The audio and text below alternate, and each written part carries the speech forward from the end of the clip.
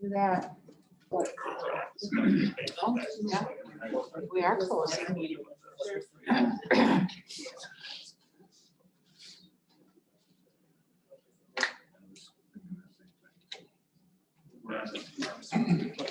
I'm good with that.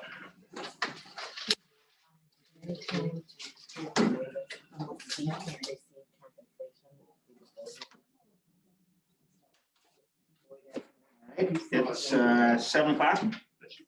Everybody ready? Anybody not ready? Okay. We'll wait for Randy. Make a note, we're waiting for Randy. It's 8:30. I'm still not ready. He's filibustering. Wait, spell filibustering. Okay, I'm ready. Okay, everybody, you guys ready on the Zoom and everybody else ready? It's on. Okay. Yep. Meeting notice. Just posted on the web. Okay. Then 2, we'll do swearing in of new board member and oath of office. So Mr. Joe Brown, and if you just want to, you have your oath there in front of you. You can read that oath off. That's all he needs to do, right? Yep. Read that oath and then sign it. All right. I, Joseph Brown, having been appointed to the office of school board member, Ithaca School District, but have not yet entered upon the duties, therefore swear that I will support the Constitution of the United States and the Constitution of the state of Wisconsin, and will faithfully discharge the duties of said office to the best of my abilities. So help me God. All right. Thank you. Yep, now that you're sworn in, I'm glad to have you aboard. We appreciate it. So. Glad to be here. Now it starts, Joe. Yeah. Go back and down now. Was that a You great got your hearing? name on there? Yeah. All right. We officially have lost 100 IQ points.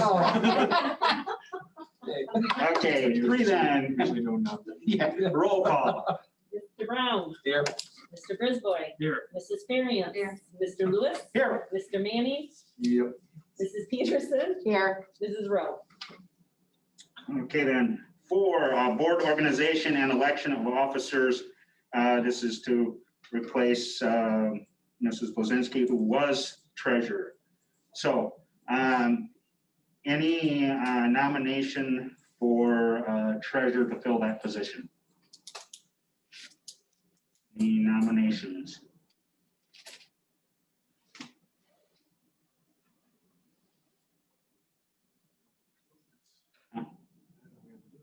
Yeah, well, so we have to fill your treasurer's spot. So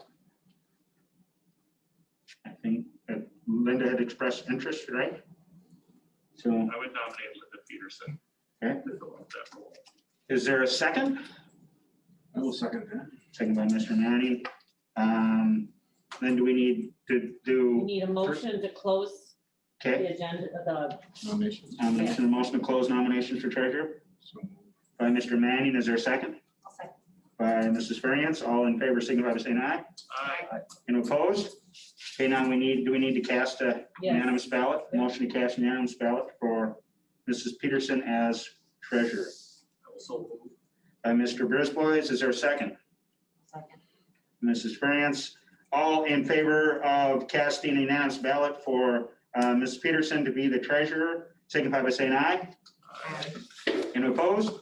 Okay, so then, Linda, then you'll have to resign your position as, Okay, Vice President. do I have to do that in writing, or I can just no, say, all no, right? that's what the letter said, you Okay. can just, because of that. So with becoming treasurer, I resign my position as vice president. So that leaves vice president position open.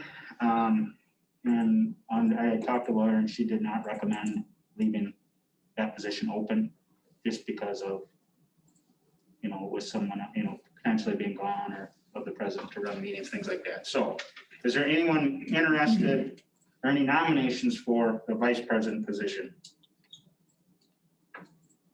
I thought we had someone who said they would fill it. Am I wrong? Me? I thought you I said, thought Brizzy was. No, not. he's clerk. I'm clerk until. You can resign from that. That's gonna be a domino effect. Yeah, that's a domino. Just saying about it. So, anybody? Anybody? Well, I guess, yeah. I guess I wasn't sure what was. Okay, so Mr. Manning is, anybody make a motion? I would make a motion that Randy Manning for vice president. Okay. Is there a second for the motion of Randy Manning as vice president? And Mrs. Variance? Okay, any other nominations? Or, Slice your tires. yeah, She already told me no. any other nominations? I'll move to close Close. the nominations and cast unanimous ballot for Randy Manning as vice president. Okay. I'll second it. It's been moved and seconded to close nominations and cast unanimous ballot for Randy Manning as vice president. All in favor, signify by saying aye. Aye. Anyone opposed? Okay, Randy is the new vice president. And you are WASB? No, you are CISA, right? Rep, right? CISA rep. Yeah, So, that's fine. You can do both? Absolutely. Yeah, okay, Yeah. man, what a man you are. Hey, it's I can only do one. I can only do one. Double, I'm sure. Keep number 10. I used to be the delegate and the VP, so. I lose 200 points on my IQ. Okay, so that makes all the positions then filled again till the end of the, till we have regular elections, so. Okay, thank you, everybody. Okay, then, 5, then. Drawing of lots for spring school board elections by school board clerk. Okay, he Okay. is blindly pulling them out of the hat for those on the Zoom call that can't see it. Yep. First one is Linda Peterson.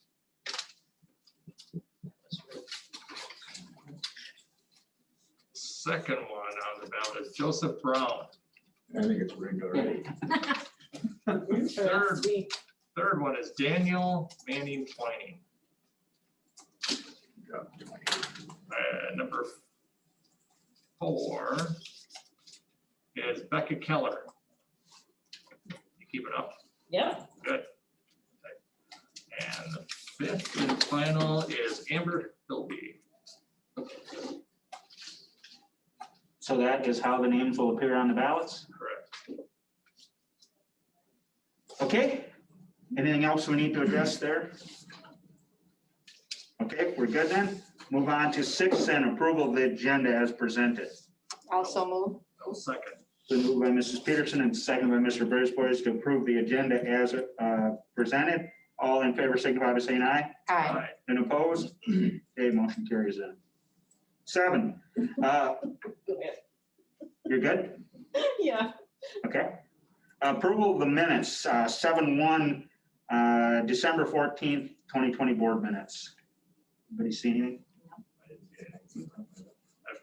Move to approve as presented. Okay, it's been moved by Mr. Brisbois to approve the minutes as presented. Is there a second? Second by Mrs. Variance. All in favor, signify by saying aye. Aye. Opposed? Okay, 8/1 then, citizens forum. Any citizens wishing to speak? Have to be on the Zoom call because there's no citizens. We have 2, 4, 6, 7 on Zoom call. Okay, and nobody wishing to speak? Nobody's. Okay, 9 then, committee reports and minutes. 9/1, finance and personnel, January 11th. We met tonight at 6:30. And some of the checks that were brought up was 51092, Amazon and its games, and it was from a trifecta grant. This was a grant that was written for when we would have our game night.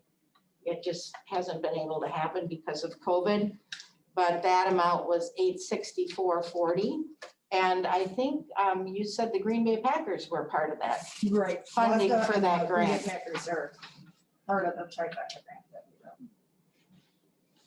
Next check, 51093, was to Arneson Service and Repair. We had a rear tire install, which was 4 tires on one of the buses, and that was $1,366.88. And then we had paint and damage repair on the rear of one of our buses, and that was $1,506.63. 51105, Johnson and Block. That is the company that does our audit. And so this was some more of that bill, was $2,950. 51109 was to Coben's And this was for the bus routes when we had a bus driver that could not drive just because of COVID concerns. And it was 6 total days, and that amount was $1,710. 51126 was to Ward Brott for a new French horn for $2,575. 51139, Wertz Floor and Home. This was flooring in the kitchen community gym. And this, they were redoing the kitchen, but this also was to take care of the asbestos issue down there. And that was $1,032. 51140 was access and security for the building for our security and fire system, and it's kind of a routine check and maintenance, and that was $1,032. 51148 was to Badgerland flooring, and that was the HR office carpet, and that was a bid that we had accepted for $777. 511 to Boardman and Clark, and they are our lawyers. And so that was the legal fees from May through October for $2,203.50. 51152 was to CDI Dallas LLC, and this was the 35 Acker Chromebooks that we had approved for $11,725, and they have arrived and our children are using them. 51153 was to CDW Government, and this was, we needed some more access points, and then our 3-year cloud contract, and that was for $3,739.40. And 51183, Sources of Strength for $5,000, and that is paid for by the grant. And those were the bills that we made note of. Are there any questions? Any other questions or comments for Finance Committee? Okay, seeing none, we'll move into 10 then, reports. 10-1, District Administrator's Report. Before I start my report, I got an email today from John Forster. He's the SSA School Administrators Alliance Director, and it says, I was invited to connect with Governor Evers tomorrow night after the State of the State address. It is our understanding that this will be part of a small group meeting in which the governor will use the opportunity to thank all those participating for all their efforts during the pandemic. I will be one of just 2 superintendents to be part of this event. And then it goes on to tell me I'll be contacted by the office, and I was already. So I said, oh, wow, why me? And John said, because I'm awesome. So I thought that was very eye-opening. My report is up here. Everybody was welcome back to school. We are having a really great beginning. Don't usually read my administrative minutes or reports, but I would like to because we've been working really hard on equity. In our mission, it states that all students, and that's ensure the highest level of learning for a positive, safe, community-rich environment while building on strengths, encouraging accountability, and helping all learners fulfill their potential. But do we really mean all students? We had a review of the basis of education in the United States and the historical view of marginalization. The staff drew pictures of how we teach, if or when we pull students out of classes, and how they view Ithaca as an educational system. The reactionary, deficit-based thinking of our educational systems need to be challenged. Typically, students are pulled out of classes and given extra help. In our ICS equity planning, it states, to avoid the problems of separate programs and services and to capitalize on these federal initiatives, schools must move from a reactionary model to a proactive, integrated, and comprehensive system of education.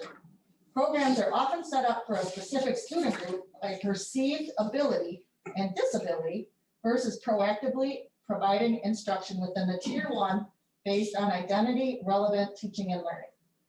we are moving forward, trying to understand how our own biases and trying to understand our own biases and attempting to be a proactive school where no student goes someplace else to be educated. This is part of the Research and Practice grant. It's about inclusive communities. That's the RPIC grant that I talk about. The whole staff is going through this. So when we talk about how education has been marginalized, when the educational system was set up in the United States, it was set up for a certain percent of the students. It wasn't set up for everybody. And I mean, that's how far back this goes. So just us learning that and moving forward as a staff, I think it's important for you to know that we're really working on this. And it's hard. This is hard work because you have to think about your own biases and your own thoughts and processes, especially as everybody else out there in the community, everybody knows how a school works because we all went to school. And that's also part of the problem. We should be changing how we're teaching and how kids are learning. We're switching from a focus on us teaching things to are we making sure the kids are learning things? And that's a huge mind shift. So thank you for letting me be the sage on the stage.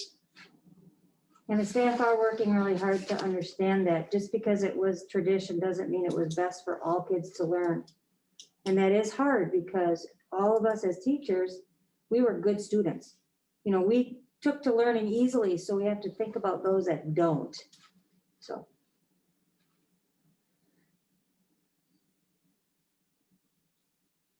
Anything else? No? Any questions, comments for Ms. Rear? Okay, seeing none, then 10-2, business manager report. So you'll see there's a ton of reports there and not very many of them done. But we're working on things. The Y staff report is due tomorrow. So the last 2-3 days, Brooke and I have been working on that. It's real close. I only have a few validations that I have to fix in there. Yeah, I mean, it's the typical stuff that businesses have to do, plus state and federal reports. Spring school board elections time frame. We did the drawing of the lots for the ballot order tonight. So the next thing is just getting it off to the counties for them to put it, so they can program the machines. In the spring, we will not have a primary because we didn't have more than 6 individuals. We have 3 positions. You can have 2 per position without having to do a primary. So there will not be a primary. Couple of things I did put on here that we've been working on.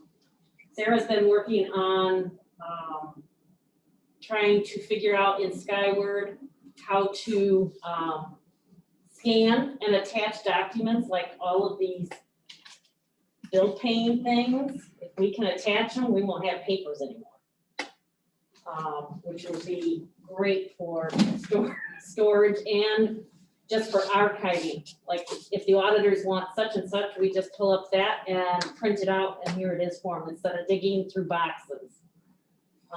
So we're waiting. Adam has to. Getting a bid on it. It's called the paper cut. That's a different thing. Sorry. So we have to put a server in to archive that data too. So we're waiting on Adam for that. And then we're actually going to do a tabletop. We can use, once we do the paper cut on our copiers, you can scan and archive any place as well. But we're going to do a tabletop on Sarah's desk so that when she's coding the bills and stuff, she can just slide them in and attach it right to what she's doing. Instead of up and down and up and down. And you see the stacks of bills we have. The other thing that we're working on and making progress on is employee access, which is another Skyward program. It's for the employees to be able to go into their records and they can see their W-2s, they can see their pay stubs, they can request time off and it gets sent to an email gets sent to their supervisor, and their supervisor then approves it. And if it gets approved, then it goes over to Brooke at HR, and then she has it in the system automatically. If he denies it, it goes back to the employee for whatever reason. What's the other thing they can do with it? We could put all of our employee forms on there. We can send them their W-2s. We don't have to print out W-2s if we can, you know. So anyway, we're making progress on all that. We're kind of excited. We've just been doing the time off thing right now. And just a couple select people to make sure it's gonna work the way it's supposed to work. We have to check on all the hierarchy to make sure everybody's under their supervisor and that sort of thing. But yeah, so we're really busy. I'm excited. This is stuff that I've been wanting to get done for a number of years. Since I started. So we have a kudos to our staff. We have a great staff in the office.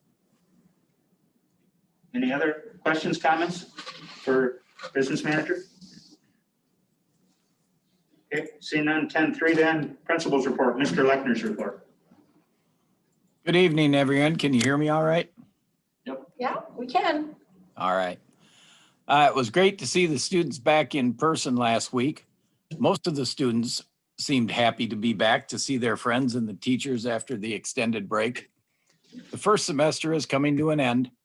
We have semester finals are commencing next week. It will be interesting to see the outcomes of our blended virtual and in-person instruction. I know both the students and teachers are working hard to be as successful as they can be.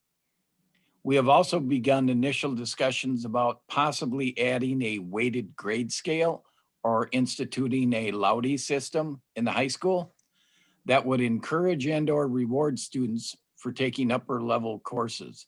There'll be much more to come on this. This will be a long process. I do have to report that there have been many discussions regarding the COVID-19 situation from students, teachers, and parents. Almost every day I get at least one phone call from parents regarding something to do with the COVID-19. Questions regarding in-person instruction, safety, and vaccines, to name a few. As I have explained to all, we will do what is best for staff and students. Unfortunately, because this pandemic has been so fluid, we cannot give a definitive answers, but we'll give information as soon as it becomes available to us. I'd personally like to thank Ms. Shane for the lead she has taken on this in regards to the contact tracing and also the rules and regulations which we are bound by. I would like to request that our seniors be able to leave school at the end of 8th hour, missing some of the attack times. And in collaboration with some of the seniors, this year's senior class, I would propose these criteria to be used to allow seniors to leave attack time. One, they'd have to get parental permission that the parent can revoke at any time. Just so you guys know, we had this in 2 of the other schools I was at, and the parents really liked it because they could kind of hold that as a carrot over their kid. Number 2, no Fs at the last grading time per our athletic code rules. 3 is no in-season athletes. And the reason for that is we don't want the kids to leave at 2:55 and then come rolling back around 3:30 because we have cars coming out of the parking lot at that time. Also, a student could not have any discipline referrals during that week. And then every day they'd have to sign out so that we know whether they're in the building or not. We're excited to see what the second semester brings us. We'll bring this back up during, he just put it all together, so you know. Yeah. Anything else? Any other questions, comments? All right, seeing none then, 10-4, principal's report, Ms. Sheen's report. COVID has taken a great deal of my time. Daily, I'm in contact with Rose Cahoot and or Brandy Anderson to ensure we're following the recommendations of county and state health departments in regard to students who have been exposed to COVID or have tested positive for COVID. Although I do have to shout out to Rose and Brandy, they are available to me at any time, any day. You know, I was talking with her on last night and over the holiday. So they're doing the best they can with the amount of people they have in their office. The elementary have stayed the course in regards to the protocols we set out at the beginning of the year. We are remaining in cohorts, socially distanced within the room, masking at all times except for lunch, sanitizing the rooms regularly, and intentional hand washing. I applaud the staff for doing their due diligence to keep all as safe as possible during this time. Teachers are using data to determine next steps in student learning. We all know that I apologize, that there has been less time spent learning due to virtual or out of quarantine, different ways of learning in the classroom and so on. But do know that the teachers are doing their best to ensure all students are learning. The elementary teams are meeting with me 1 to 2 times per month to discuss student learning, aligning standards, identifying essential standards, and then pacing them over the year. Our focus question is, what do we want all students to know and be able to do? This is the first question of the PLC, which we are becoming at Ithaca. On behalf of the elementary teachers and students, I thank the community and the board for the decision to purchase devices for all students at Ithaca. This has leveled the playing field to some extent. Mr. Hess has also done a wonderful job getting hotspots and making them available to any parent who requested the hotspot. We will have a student teacher joining the staff second semester. She's coming from UW-Platteville. Ms. Jensen and Mr. Urban have agreed to take on this task of helping the next generation of teachers. So I thank both of them for doing that. We have hired new staff, so I've been busy determining schedules, showing them the lay of the land, introducing them to staff, and attempting to have them trained. I welcome Michael Whiteside as a temporary teaching substitute, Carmen Rasmussen Mertz and Catherine Berner as our temporary support staff. Any other questions, comments? Ms. Shane? All right, seeing none, then 10-5 curriculum report. Not much. Due to COVID, it's been busy. We did not meet in December or January, but some things in the works. Weighted grades, like Chris mentioned, we have begun a discussion on weighting high school courses based on the rigor. The committee has been formed and we'll be bringing this to the curriculum committee and policy committee later this year and into the summer. And we continue to work on the #1 question of the PLC. What do we want all students to know and be able to do? Identifying essential standards from the abundance of standards is very important. Then to determine the pacing of those standards, when and how to assess, when to reteach or move on, et cetera, is important and takes time. We are doing this across the school, 4K through 12. But it takes time. Okay, any other questions for curriculum? Okay, seeing none, then 10-6 athletic director's report, Mr. Tolman. He is not on. On the Zoom. He is not on the Zoom. He attended the State Directors Association, Athletic Directors Association in November. He continues to meet with the conference ADs every other week, sometimes more if necessary. He's also working on spring schedules and finding officials. Before COVID, that was completed by the start and end dates. Oh, it was completed, but the start and end dates have changed for all the sports. So they had to throw out all the schedules and start over. High school sports are off and running. He's very pleased with how the first round of home events went. The live stream seems to be working great. We have had a few hiccups, but the more it is used, the better things become. It's got the link in there for anybody else that wants it, and you can rewatch past events. You can find it by going to the school webpage and clicking explore. Once you do that, the fourth option down will read live sports. There's some other things on the agenda further, but. Any other questions, comments?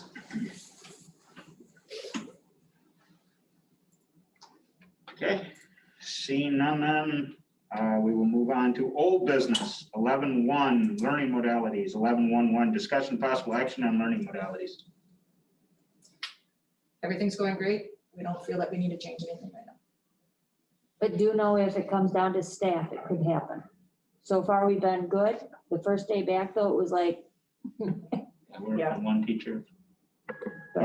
we'll do the best that we Yeah, can. do the best we can, and that's all we can do, and, Do know that the COVID numbers in the student population is higher than I anticipated, whether they've been exposed or have tested positive.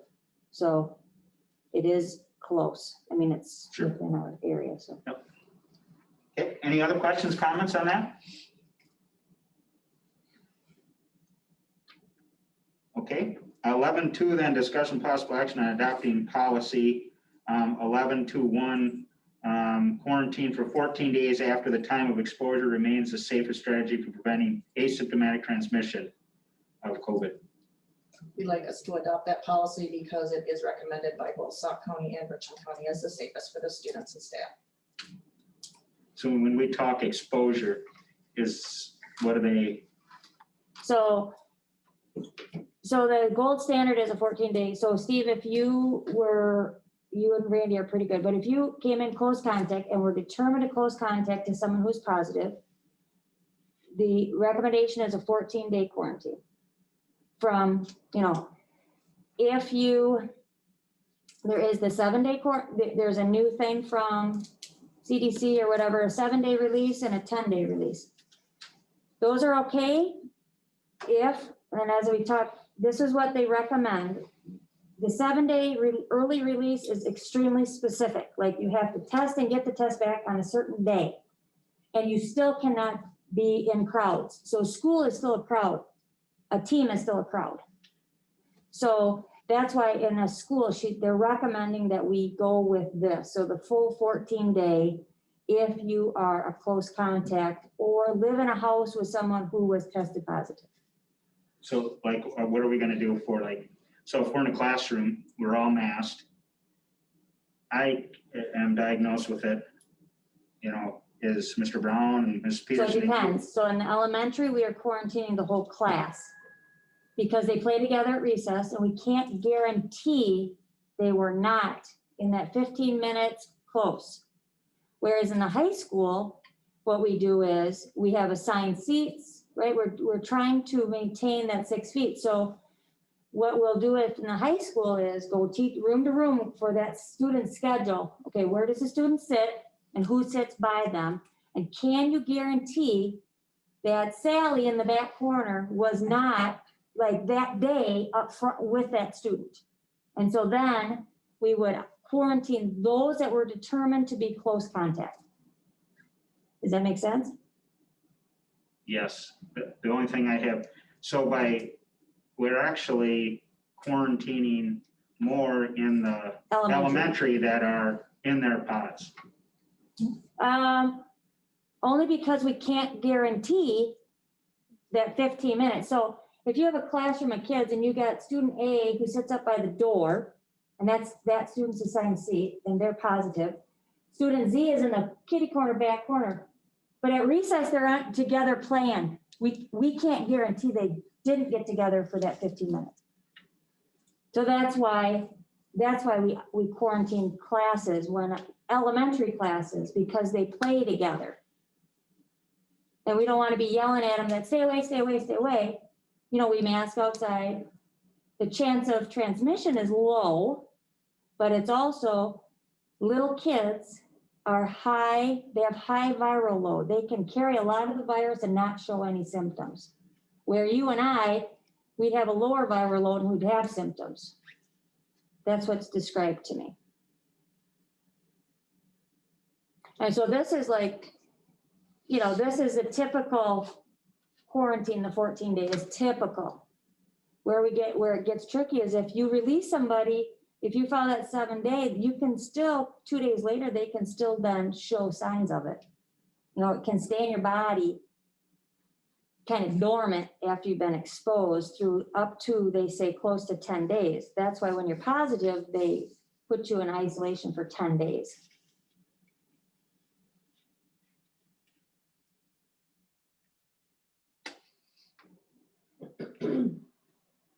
Questions, comments?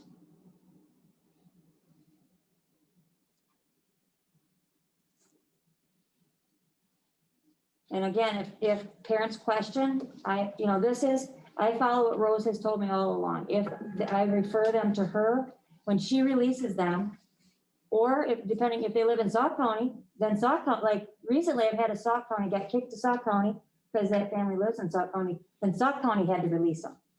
So it's wherever you live, even if you go to school here, if it gets kicked to, like our case went to Sauk County, when the girls had it. And so I was dealing with Rose, and then I get a call from some other lady from Spring Green.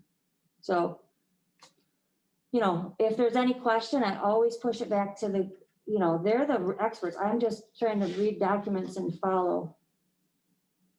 And so far, people have been pretty good. And so what we do is when we do feel that there's a connection, then we always tell the parents the 14 days. Yep. That's how we do it. Until I know otherwise from county health. So there has been, even last week, we had some tests were done and we knew then that we could close that 14 days off. We could make it shorter. And we would do that anytime there's documentation from the county. Yep. But when we do it, we're gonna say 14 days. So Because that's the best guidance that we have. Yep. We're not gonna cut that short, but the county can. Right. We will follow them, but The this doctor is, can say, they don't have the virus, never did, whatever. We don't have that power. That's up to them. We're just using it as a 14-day because it's best practice. and from the CDC and the Department of Health Service, all the documents I've read have, if you're asymptomatic, don't test, whatever, that's what they say. And I can give you the documents if you want, but this is what we're being recommended that we kind of adopt as, for example, it's up to Joe whether he tests or not. Joe's got all the symptoms. It's on him, it's his right not to test. We're saying that's fine, 14 days and I'll count, and this is the day you can come back, as long as you're symptom-free, no fever, all the same things that are in all these documents that say we have to follow. I don't have a problem with the, days whether you go 10 or 14 or, we know it can be quite time. One thing I don't like is in the high school, we're tracing it back to as few as we possibly can. In the elementary, because of the playing, it's, that the whole class gets. Well, and that's why before Christmas, the kids and the teachers, they wanted to put the grade groups together. So we did that 2 days later, because they were outside playing together and they hadn't seen the other class, so they're like, and we couldn't, and what Rose always says is, can you guarantee? It's like, can't, I don't know who they are. They're all day, every day, and they are in the same room. Right. Our teachers come and go. They eat there, they have snacks, so they take their masks off and eat. And if any one person would be sick, by default, Right. they're shedding more germs because it's really hard to eat and drink with a mask on. Right. So that's why. Yeah. Playing is one portion of it, but they are again exposed. But it's to each really other the eating, whole day. yeah, that little mask break, because some kid cough, just cough. You see my point though? Oh, I do. Getting the kids back, trying to keep them in. And I know those are points that have been brought up by, people. We've seen emails on that. So I just, it's good to get the reasoning out that, this is what we've discussed and this is why. And we did, at the beginning of the year, we talked a lot at elementary, how can we do this? And we talked about, because we've separated them all over the playground. There's 6 groups out at recess together. They all have their own para. They're all separated. We're like, okay, so can each kid have a spot to play? It's like, we got to give them something. And so, yeah.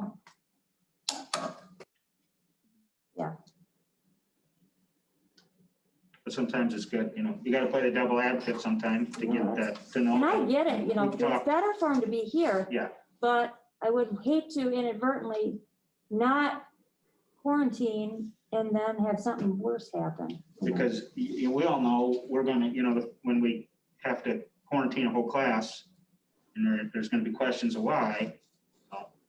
When I why had, the- when I did the investigation in the high school this last week, and when I talked to a teacher, that teacher said, well, I don't know.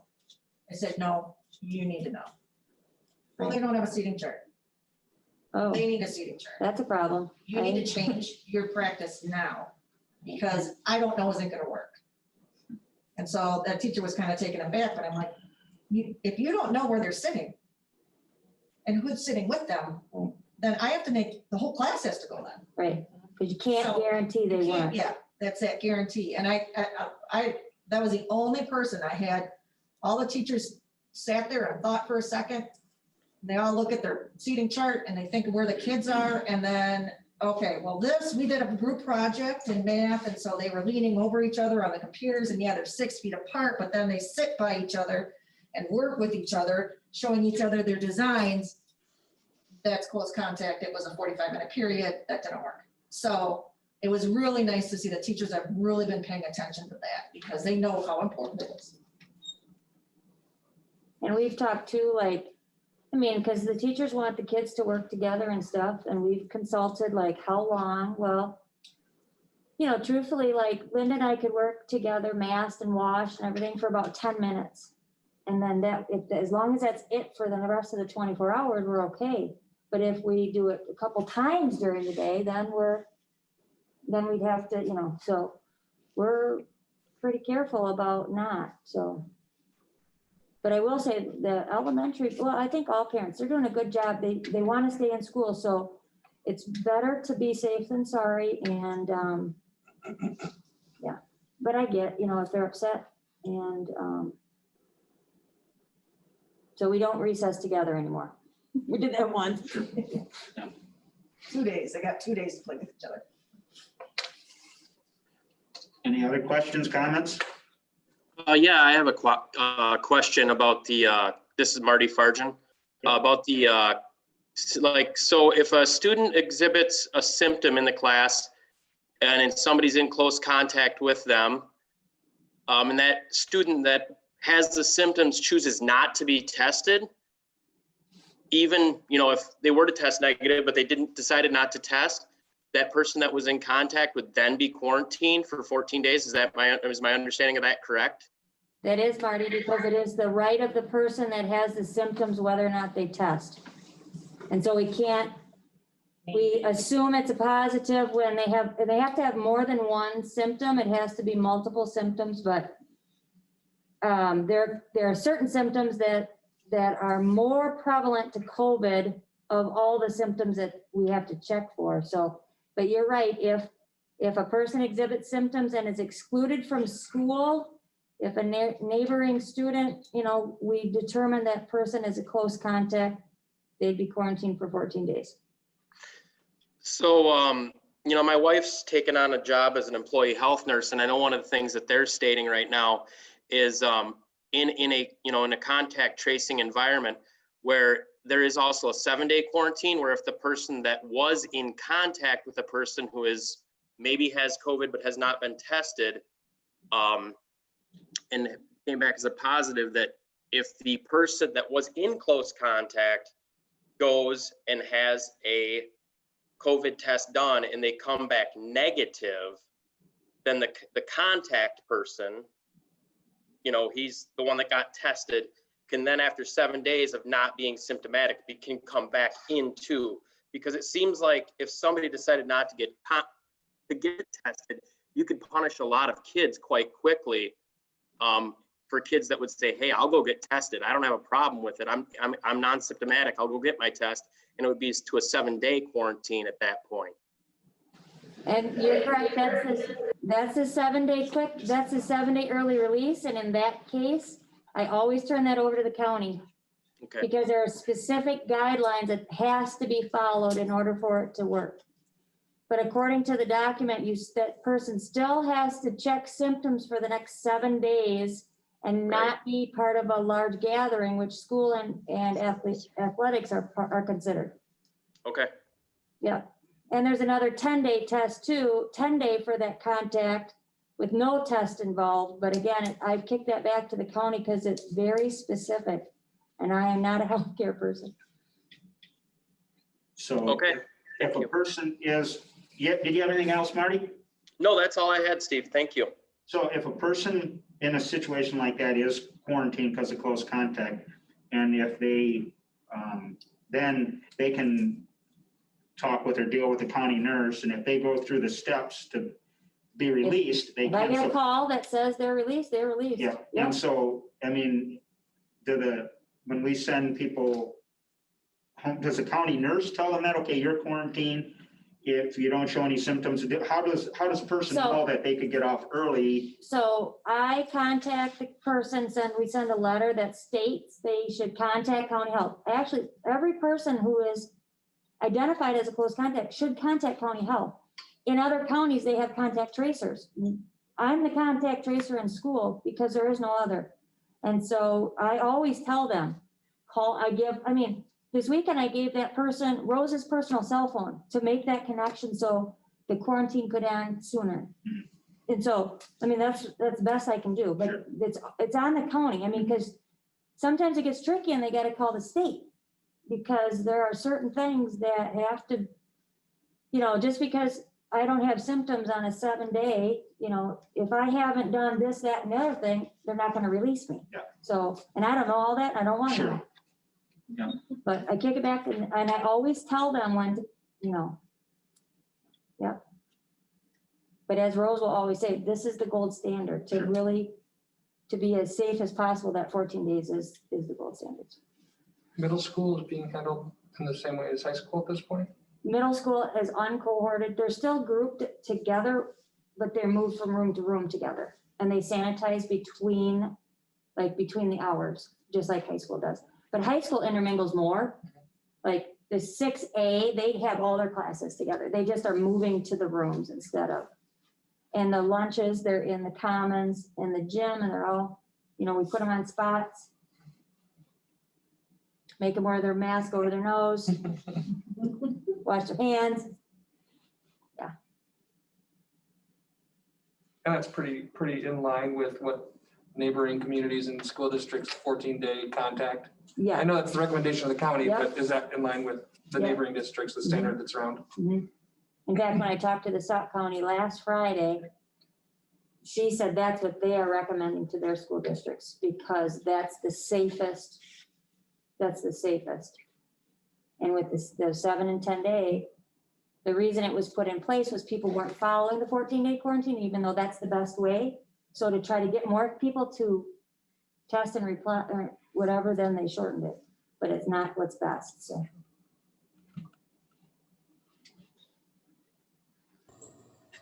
Any other questions, comments? This is Becca Keller. Can you hear me? Yep. So, the only thing I have, when he asked about the neighboring school districts, and I know that they all have the same guidelines and the school districts can kind of make their own decisions, but I have a sister-in-law that does work for Sauk. And what they do is they are only sending home the sick person. So the kid with symptoms goes home, nobody next to them. And if it's the teacher, only the teacher is going home. They are not quarantining a class. Is that, what school district is that, Becca? She's a kindergarten teacher in Sauk Prairie. Okay. But like I said, I know they all get guidelines, but I do know that that is what they are doing. We don't send the whole class home unless we have a positive COVID test. Okay. Right. So if a kid displays symptoms, I'll send that family home. If there's siblings in the family, and then I don't send anybody else in the class until I'm reported back, either by Rose, if they have a lot of symptoms and I contact Rose or they get tested. And they do, Sauk is in a hybrid, so they only have half the kids at a time. Reedsburg is the same way. They have half the kids, so they might have, and their rooms are bigger. All that kind of plays in, but yeah. So the kids are only in school half the days. Yep. So they might go 2 days a week in person, Monday, Tuesday, Thursday, Friday. They're virtual the other. Yep. And that's what Sauk has been doing that since day one. And so has Reedsburg, and they've had very good success where we have all our kids in the building. Even though our class sizes are smaller, our rooms aren't if you were to look at the size of their classrooms, that plays into, I just talked to Connie Jump, she's at Reedsburg, she's got 11 in a class, no more than 11 on a day. That's half of her normal. So, that helps. And I know Jeff Wright is my neighbor, he's a super at Sauk. They've been doing that since day one and very successful doing it that way. Just because they're farther apart, they're more than 6 feet. So. But the kids are only in school half the time. In the building, In the building. yes, in the building. Yep. Yep. And they have multiple buildings. Yes. The off day, they have to virtual. They're virtual, Exactly. yep, yep. So it's kind of, you're not comparing apples to Apples to apples. apples. Not at all, When they because say- our class sizes, our room sizes are smaller, we have more kids. But again, too, like Becca said, it is up to the school. We've chosen, or I've asked for us to follow what the county tells us. Because we aren't medical people, we don't have a nurse on staff. I mean, we do, but not like in the building. And so this is where I've asked that we follow what Rosa and Brandy tell us, because they know, they check with the state. And it will be different because, you know, just like we're different from other schools around us. We do our own thing, so. Other questions, comments?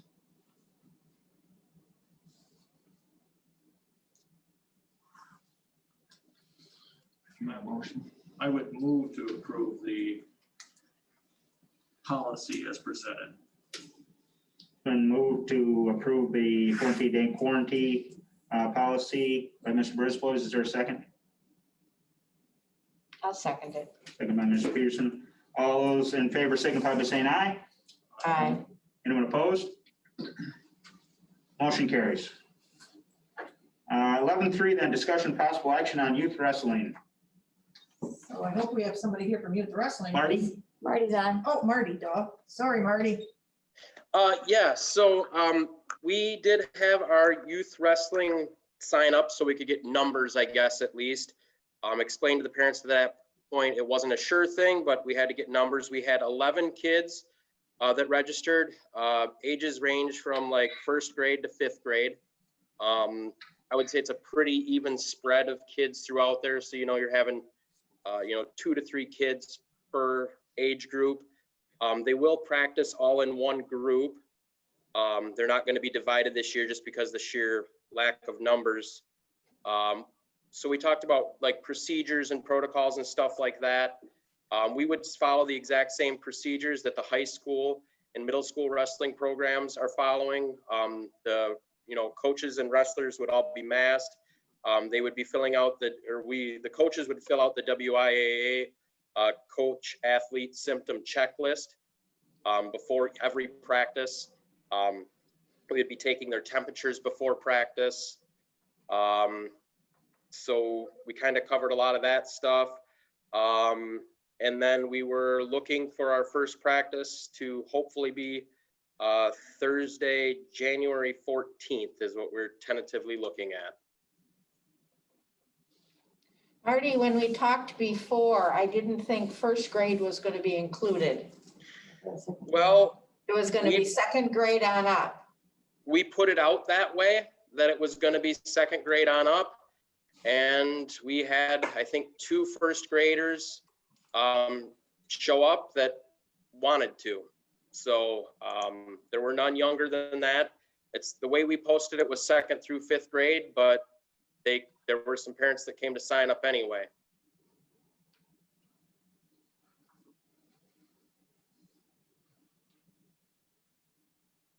Where are you practicing at, Marty?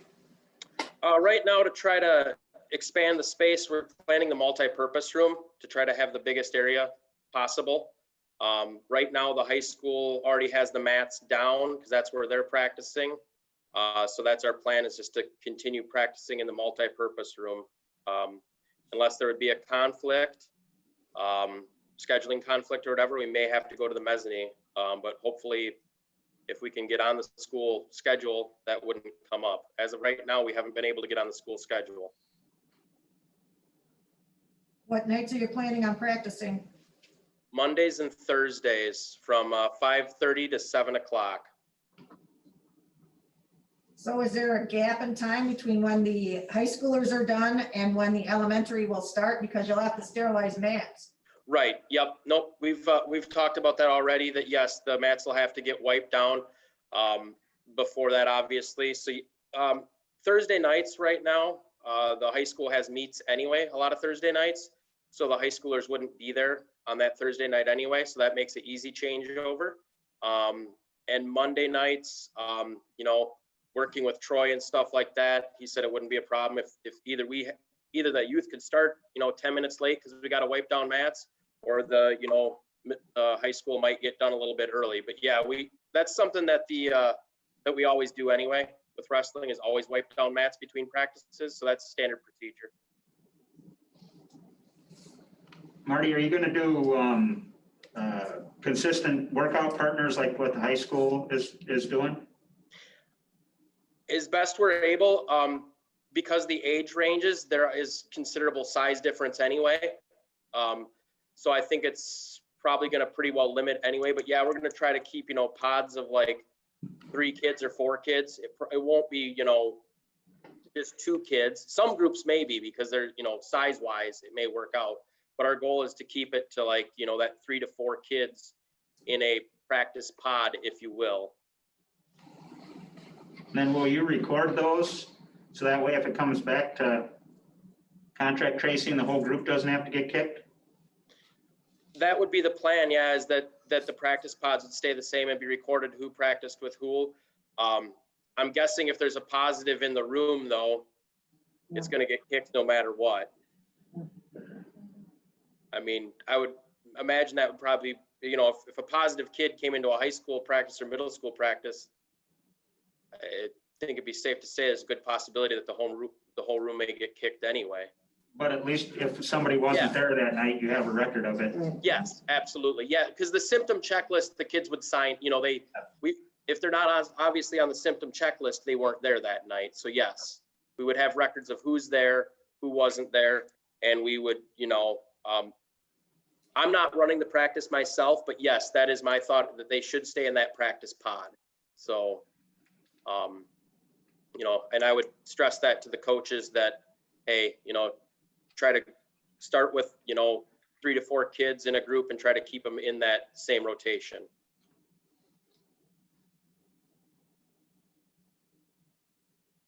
How does that work with contact tracing though? If there's a positive test and by chance there's a first and a second grader wrestling, in a pod, and if there's a positive test in that group of 11, is everybody's class, so the 4th grader who wasn't in direct contact, but they were in this wrestling practice, does their So class that's where I then? would call the coaches and that's why they gotta, the tighter their groups can be and like this week, these kids were together. Or how that's, because they gotta be able to guarantee that they weren't. So if there's like, well, I'm not sure. Yeah, that gets a little tricky. Well, but that student that was in the practice would be subject to the 14-day, but what would the impact be on their class then? No. Okay. It'd be the same thing with basketball or any of the other ones, the same thing. Like if somebody in the junior high basketball practice, it's the same thing. Yep. Yeah, Mhm. so you would go back and it's the same thing. If they're Mhm. in groups or if they're, like 7th grade is practicing, 8th grade is not, Right. Yeah. Yep. we can limit as much as possible. Mhm. So Marty, is that the final numbers? Or do you think there will be more that will, okay, it's going to be approved now, so we want to sign up?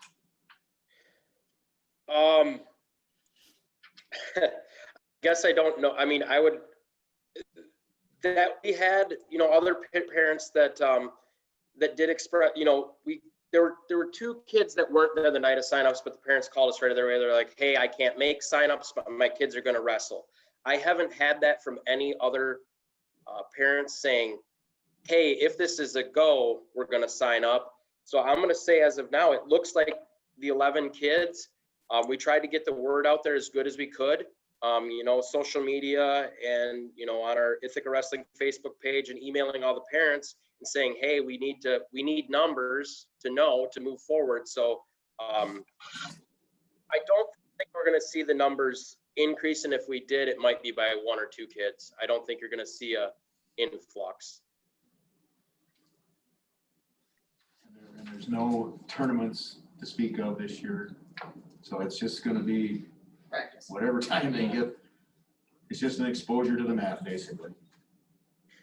There is a youth state that's March 5th, 6th, and 7th that's held at the Woodside Center in Wisconsin Dells. That's I think that's one of the few tournaments that is going this year. And going back to the 1st graders, so there are youth state is based off of birth year, not off of age or not off of grade. So some of those first graders are eligible to go wrestle at youth state. So that's why they wanted to come to practice, is because they're old enough to be able to go do that. So you have some, you'll have young second graders and you'll have some old first graders that are old enough to go do that. And I guess that's the reason that they came to signups, would be because of that.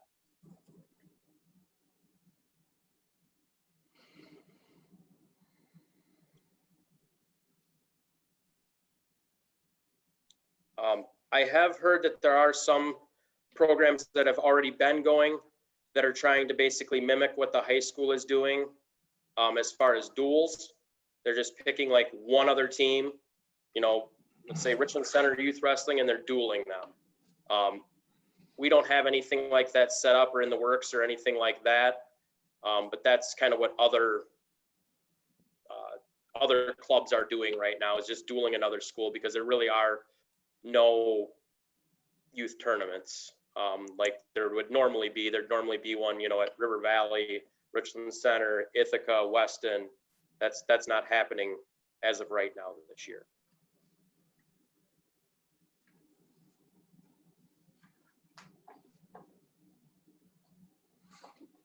Based on what he says, I think we should, again, my recommendation would be to allow them to practice the 2 nights a week.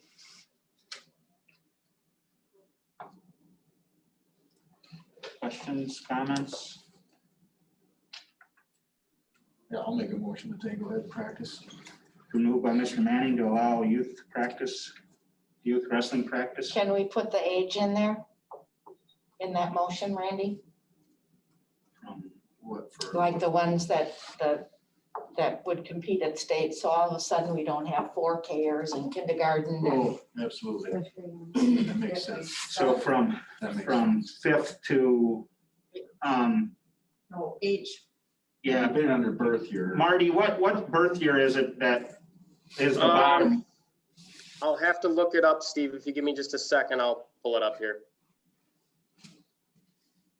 Because my only comment is if we don't let them practice here, the ones that are serious enough at that age to go to state will practice someplace else.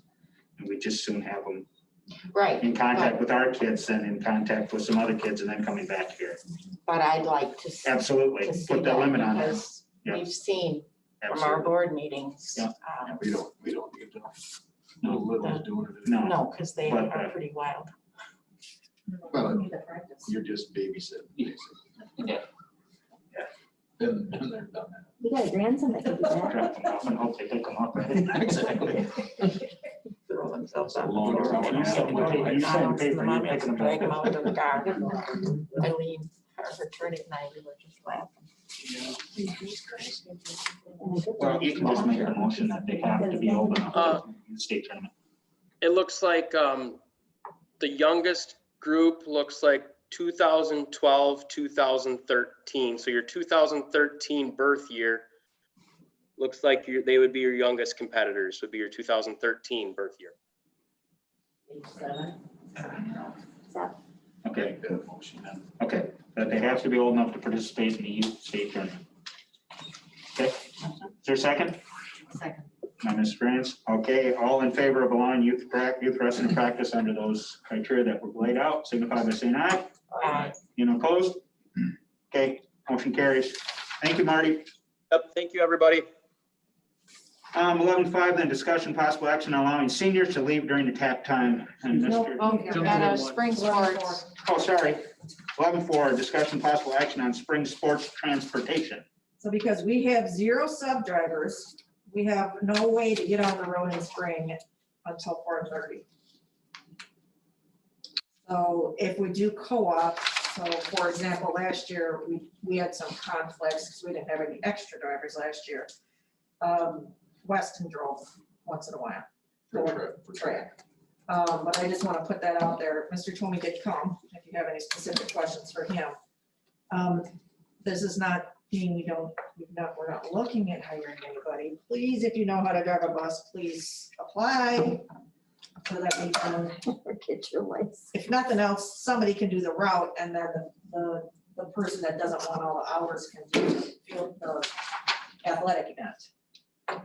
But it's going to be very difficult if we can't do it till 3:30 or 4:30. So most like to go to not only track, but anything, baseball, anything, softball. you'd be looking at probably not starting till 6. Dark. Yeah. You know, just thinking like enough of the baseball happen to have lights, but a lot of the softball fields in the conference don't, so that's not really an option. Like Stoddard doesn't have, I don't think. You know, if you're there at 4:30, you can't start after 6 o'clock, like there's, last night I was laying in bed, not sleeping, and that popped in my head, like, oh crap, what are we gonna do about spring? It's gonna be before I know it, and we don't have, we're gonna get our team to road events, and I don't know. You know, we probably have an answer, but I just wanted to bring it up to the site. Yeah, so it's just informational to think about, and hopefully, And if somebody has an idea, you can bring out that. Again, Meeting, just, yeah, that's something we could talk to, or somebody could be a part-time bus driver that could just drive, you know, just those times, so Yes. it's sometime we can. But our regular bus drivers want these routes, correct? Yes, the bus drivers like to go out to the Yeah. sporting events. It is more hours for them, which I can, When they you know, make their bang, yeah. right, you know, What's the earliest or shortest routes that we have, like when they get back? They don't leave here till after 3:30, Sure, so but what I'm saying, when are the first quickest ones back?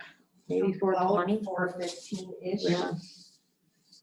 And, you know, good weather, that kind of thing. We hope we have a sub bus driver hired, but,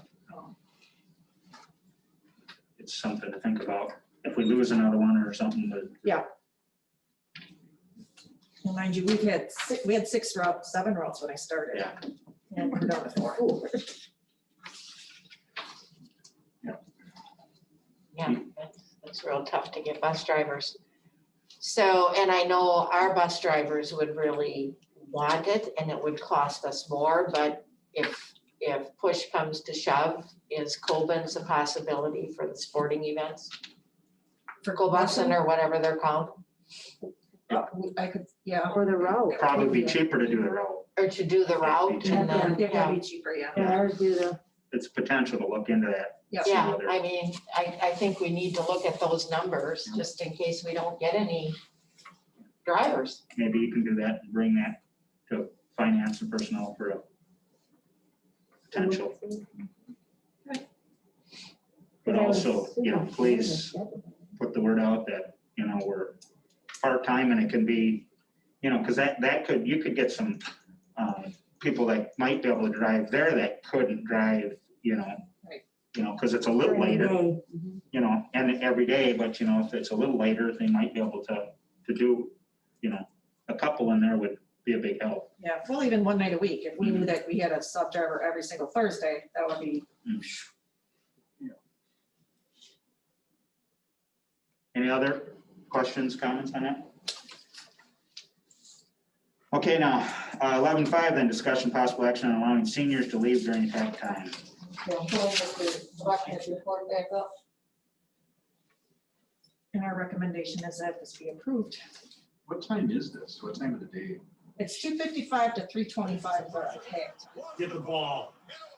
no, it was before. It was, we scooted it to the end. I know. There's no Reasoning. What's that? They're gonna let them leave first thing. Send it right there. See, everybody signed up for that. Was it 8:15? Yeah. Okay, I didn't know. And again, this is just for seniors with parent permission. You know, the grades need to be there, the behavior needs to be there. You know, if they did something over at home on the weekend, the parent can call Mr. Lechner up on Monday and say, yep, my kid's permission is revoked. And they don't get to leave for whatever. And if they're in season. Get to sign out. Just, you know, as seniors, they don't get much. It's just They've a lost a little- lot in this class especially. Holy cow. Last 2 years have been kicking the butt. I'd approve to move, or I move to approve as presented. So I Mr. Lechner. Been moved by Mr. Brisbois and second by Mr. Manning to approve the attack time as presented. All in favor signify by saying aye. Aye. And opposed? Motion carries then. 12 then, new business. 12, Thanks. 1. You're welcome. discussion and possible action on bills and balances. So we had total receipts of $904,720.20 and total disbursements of $995,326.66. I would move that we approve those. Been moved by Mrs. Peterson to approve the bills and balances as presented. Is there a second? Second. Second by Mr. Manning. Roll call. Mrs. Ferriant. Yes. Mr. Lewis. Yes. Mr. Manning. Yes. Mrs. Peterson. Yes. Mrs. Rowe, Mr. Brown, Yes. Mr. Brisboy. Yes. That motion carries then. 12-2, staff maternity leave request. Mrs. Owen is going to have another child, so she's requesting maternity leave beginning Monday, April 9th. 19th. Excuse me. Her last planned day is April 16th, so. She's already got her leave covered. I would make that motion that we approve that maternity leave. Been moved by Mrs. Peterson, second by Mr. Manning. We don't need a roll for that, do we? Okay, all in favor, signify by saying aye. Aye. Anyone against? Okay, 12-3 then, open enrollment, 12-3-1, discussion possible action on open enrollment applications. So I have one 11th grader and one 3rd grader, and they were here, left, and now they want to come in. Actually, no. They've always been here. They moved. Okay. And now they They want want to come back in. Yes, Okay. So those two students, two students. Move to approve. it's been moved by Mr. Brisboy to approve the open enrollments in. Is there a second? Second. By Mrs. Ferriant. We don't need a roll on that either, do we? All in favor, signify by saying aye. Aye. And opposed? 12-3-2, discuss and possible action on Ithaca open enrollment space and numbers. So we're not planning on changing anything. As a matter of fact, I'm just pulling up the policy so that you can see we're leaving it alone. We still have room in almost all grades. And the numbers are right on here. So, yeah, I believe there's only one, maybe two grades. that are- Junior class. this Junior year class is the class that's overloaded, but most of them are residents. So our recommendation is that we just we have to approve it every year, so. I don't think we need to change any numbers. I would make that motion that we approve the numbers. Been a motion to state what the policies we have on open enrollment space and numbers. It's been made by Mrs. Peterson, been seconded by Mr. Manning. All in favor, signify by saying aye. Aye. And opposed? Okay, 12-3-3 then, discussion possible action on open enrollments of currently attending applicants or siblings of currently attending students. So it was brought up in my policy briefing that some schools do allow this, that even if they have limits, that if there's a sibling attending, that the other one be welcomed. I think we have limits for a reason, so I can't see doing that, but again, I don't have any specifics of any language or anything, I just thought we should have a discussion about it. So that's saying like if I have a student in, say, 1 grade and I got a younger one coming, but that younger grades is full, I might not accept. Yeah, I think they'd be cutting their own throat there. well, I think the thing, when we discussed this the first time, it was not wanting to split families, but also too, you're more likely if you do that, you'll lose the other one because they don't want to drive 2 places. My thing, the biggest thing is I would hate to see split a family or make that choice of what you have to do. If they're coming here because of a reason, the first one came here because they thought it was a better learning environment or a better environment period or whatever, I would hate to see that kid penalized because the younger one that they wanted to come couldn't come. I understand where you're coming from, but I know that's why that was discussed the first time, and that would be I would be strongly in favor of leaving it if you know, not split family. I would concur with that opinion. I thought we did have that, where we had that family that had several children and there was one that would not. have been able to come because of the numbers, and I thought we made an exception. Well, we didn't make an exception in that case. We went back and we evaluated, and she was open to enroll in and wanted to be, I believe, in the junior class. But when we reevaluated, she was not technically a junior. She Okay, had been, or in that class. Okay. That class that was at its capacity. It was in another, she was Okay. placed into a different class that had capacity. Yes. yes, So do we have a policy now stating that they would be allowed in or not? We don't have anything. Not that I can find, but I don't have anything memorized. Sure. I don't think we have it in policy. I think, well, you had the last policy up, Right, yeah. the limits. Oh, sorry. So if, That's the one. if the feeling is that we don't want to split families, that language would have to be added to that. So what I'll do is I'll bring it to policy committee. Sure. I'll do the research and get some stuff so we can. Okay, sounds good. So we won't act on it. We'll kick it back and then you'll bring it to policy and then policy will bring a recommendation to the Correct. board. Okay. Everybody good with that? Okay.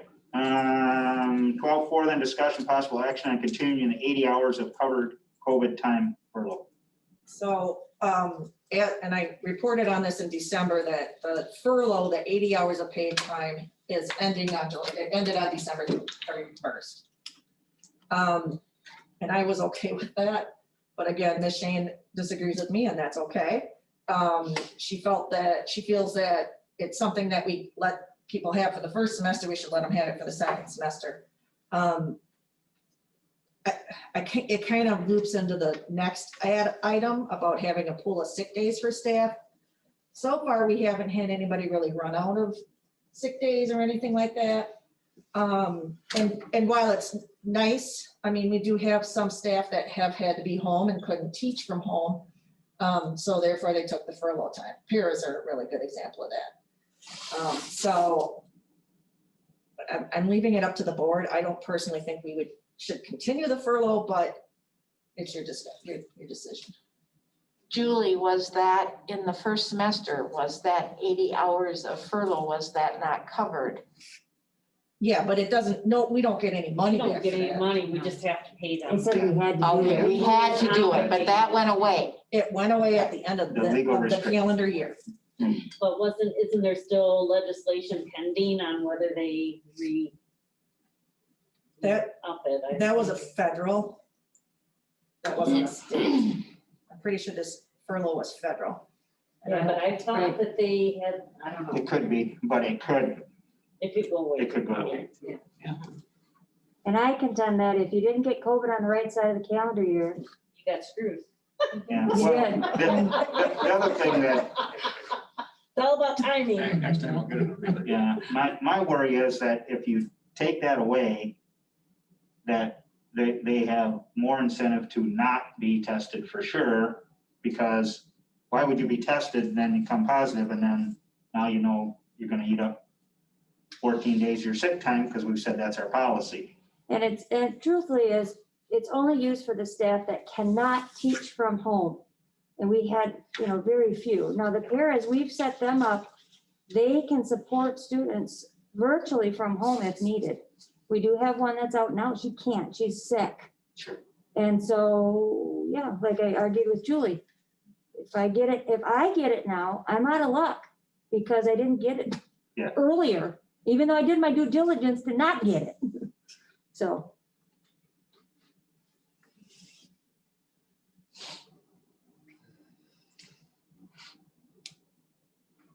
We're paying for it either way. And before we were paying for it and we were required. It's not like we were getting aid and that aid ran out. No. So,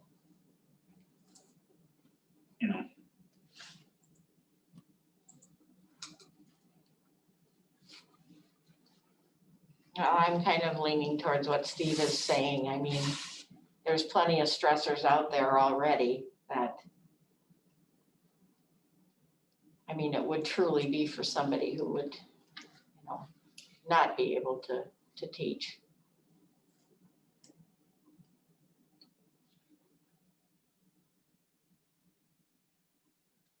any other discussion?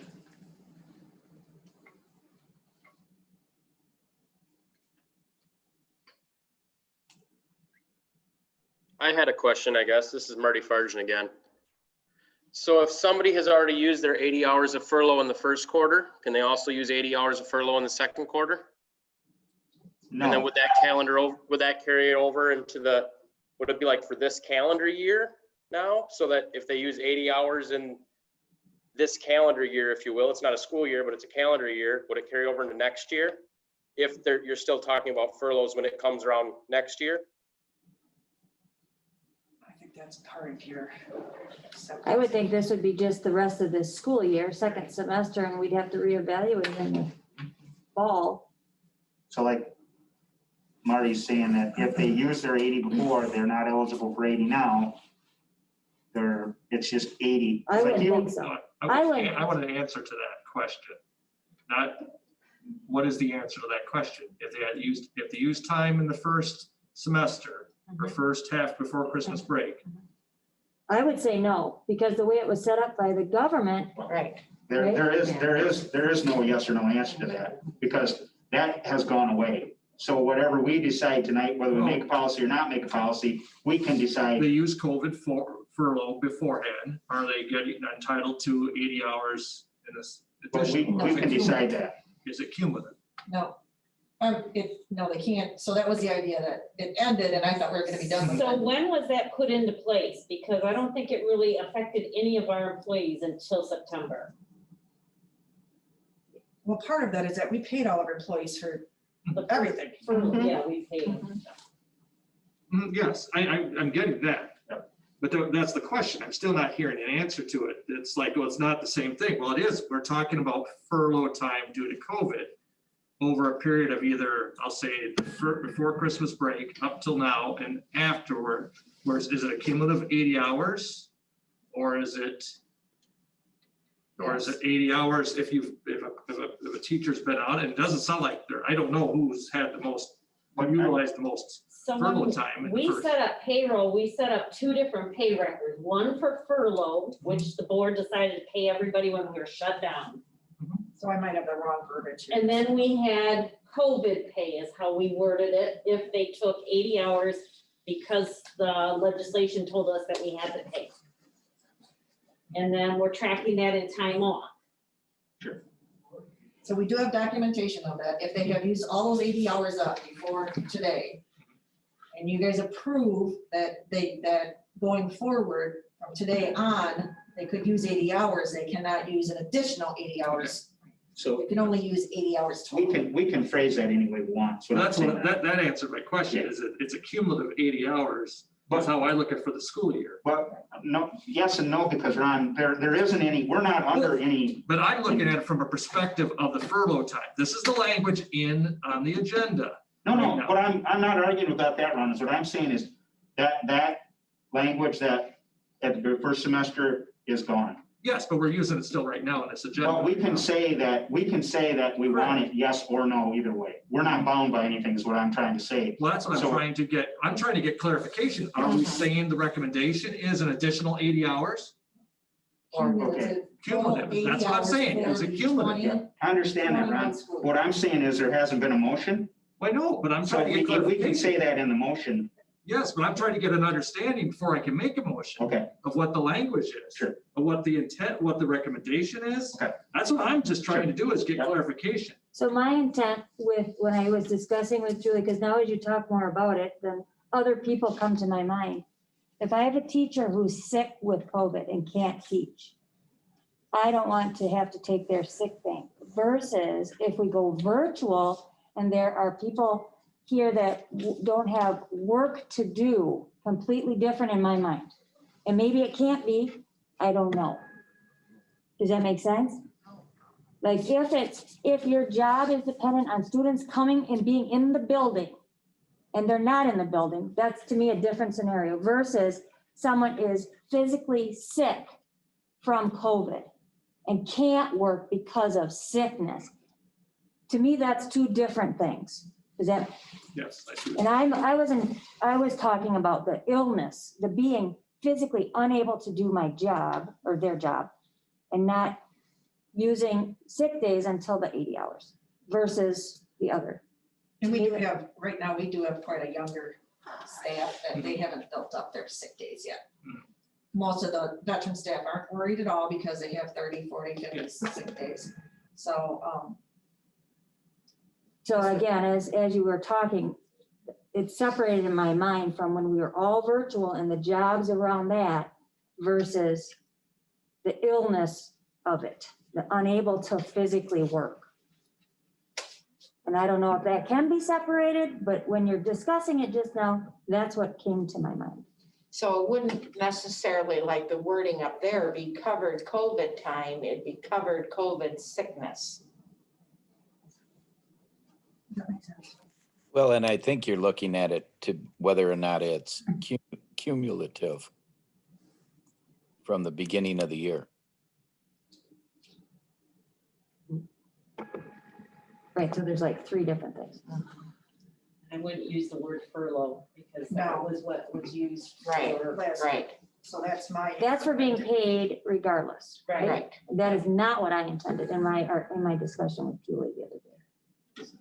So the recommendation would be that if they would have 80 hours of covered sick time Due to COVID, due to COVID, COVID and complications. it's, Because you can get sick 2 weeks later Yeah. and be like unable, like, this is 80 hours total the entire school year of 2021, 2020 and 2021. Right.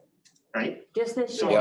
if you've used 60 before, because we have track of them, you only have 20 left Right. to Yes, use.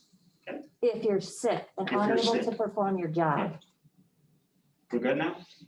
Any other questions? Thank you. I move to approve that. So it's been moved by Mr. Brisbois and second by Mr. Manning to approve the paid for 80 hours of sick, if they're sick due to COVID. And it's unable for- to perform their When they're duty. performing their job. Mhm. So if they can still teach from home, it wouldn't count if they're not able to perform their job. Mhm. And that is 80 hours total for the entire academic 2020 and 2021 school year, right? Okay. So, everybody got that? All in favor of that motion signify by saying aye. Aye. Anyone opposed? Okay, motion carries. Okay, 12.5, then discussion possible action on creating pool of sick days for staff.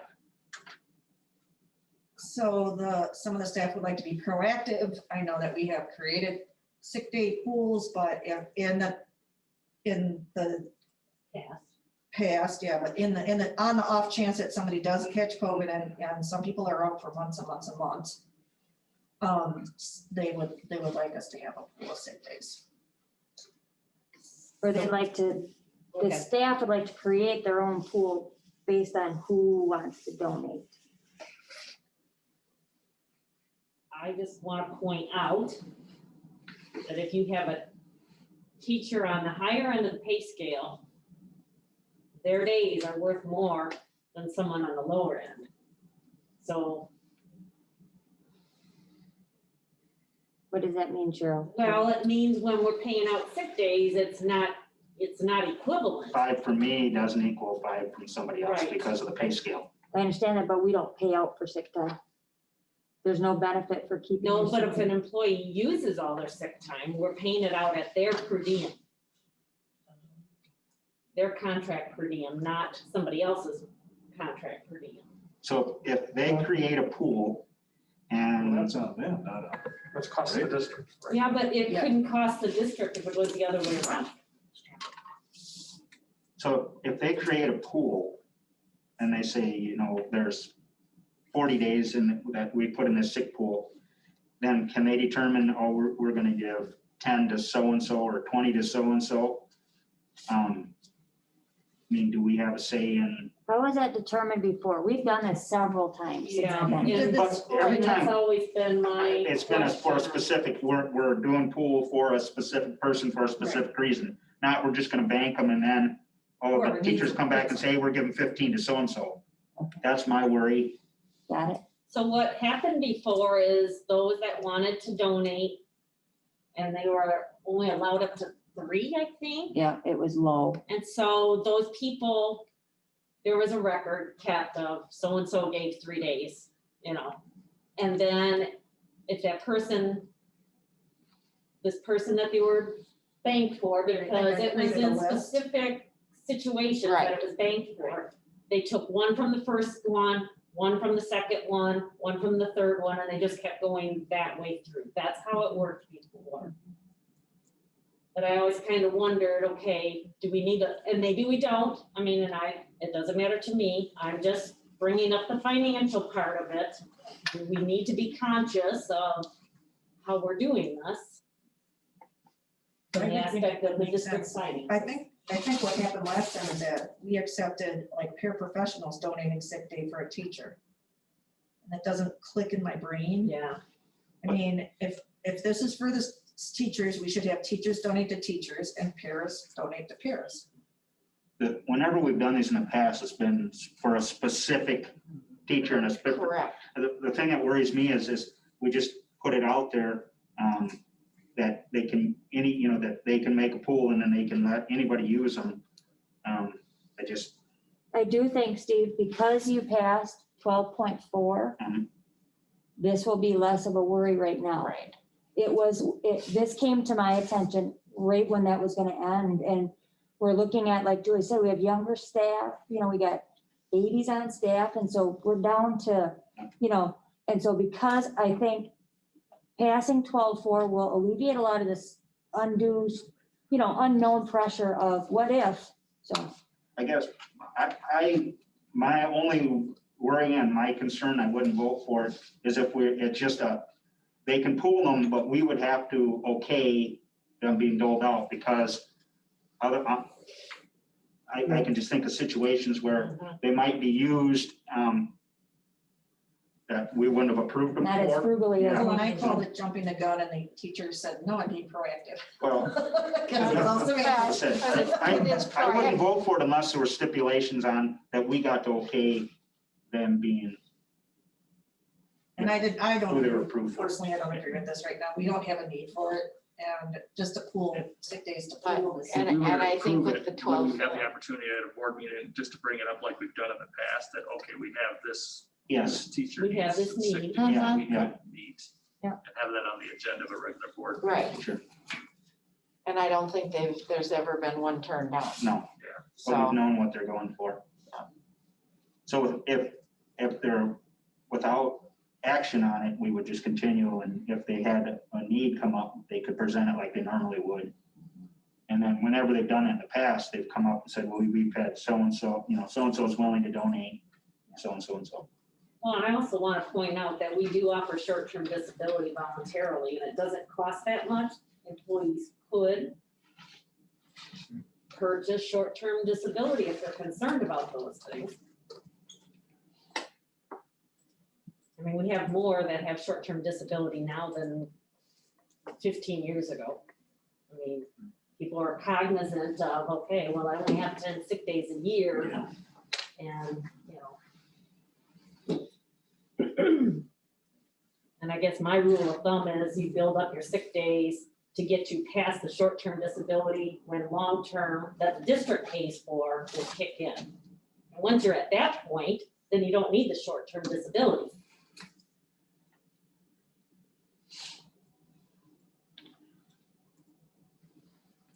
Any other discussion? Thank you for having the discussion. Okay, no motion, I guess no action taken on that. 12/6 then, setting the next board meeting, 12/6/1 would be Monday, February 8th, that'd be the normal time at 7 p.m. That's not been set yet, right? So. Move to approve. Okay, set, it's been moved to set the next board meeting on Monday, February 8th. Second by Mr. Manning, all in favor, signify by saying aye. Anyone opposed? Okay, so then my question is, what about setting like finance and those? They're not on the agenda. We set most of them, I just realized we didn't do finance and I apologize for that. But all the other ones have been set. We skipped December and set them in December for January. But you're correct, I should have put finance and personnel on here.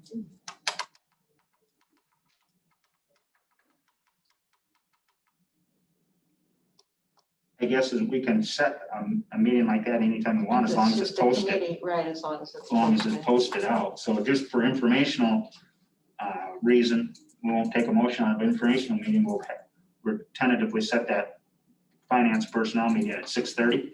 Is that Is that, okay? And then we'll make sure it's posted properly. So. Okay, and then the other ones are set, you say, right? Yes. we have. So buildings and grounds is Wednesday at 5, right? Everything's set. And then the other ones, Policy is in a week from Wednesday. Sure. We're gonna At get 5 January also. instead of that. So we have to be sure that it's on the This one. next agenda for March then. The weekend. right, Ron? 5? Yep. So we said, yep. Okay, 5 o'clock. all right. Anything else? I just asked her about curriculum. Because we don't have anything set. You know, we thought January and we kind of Sure. do every other We could month. put it, let's put it on February 4th. Okay, for information meeting, who else is on there? Kelly. Go Okay, over yeah. I got there. I got it on February 4th already. Oh, do But you? it's not on the school Not calendar. in school calendar. Oh, okay. At what time? 5. Okay, so for informational meeting, we'll just make sure they're properly posted. Okay. Anything else then? Okay, if not, then adjourn to closed session under Wisconsin statute 19.851C for consideration, employment, promotion, compensation, and performance evaluation data of any public employee over which the governmental body has jurisdiction or exercise responsibility. 13.1, discussion regarding performance evaluation, district employee, teaching staff, administration, and or coaching staff. Will be in closed session, not less than 45 minutes, but probably much longer. We have a few things to take care of, so it'll probably be a long one, just to let everybody know. So you did mean 45 minutes, right? Not Because if you come at 45. No, 45, that's the minimum, because we always have to put a minimum, but it will be probably much longer than that. But I always hate to say 2 hours, and then if we get done, you know, so minimum of 45 minutes, but probably much longer. Yeah. So, motion to go into closed session So by Mr. Do we want to go, since it's gonna be a long one, does anybody want to take a bathroom break or anything before we go into closed session? Is everybody good? Huh? Okay, so, motion to go into closed session by Mr. Brisbois, is there a second? By Mrs. Springs, roll call. Who did? Mr. Brisbois and then Mrs. Springs. On that one. And roll call. Mr. Brown. yes. Mr. Prince Yes. Mrs. Farias. Mr. Lewis. Yes. Mr. Manning. I'm not sure. Yes. Mrs. Peterson. Yes. So before we close the doors, you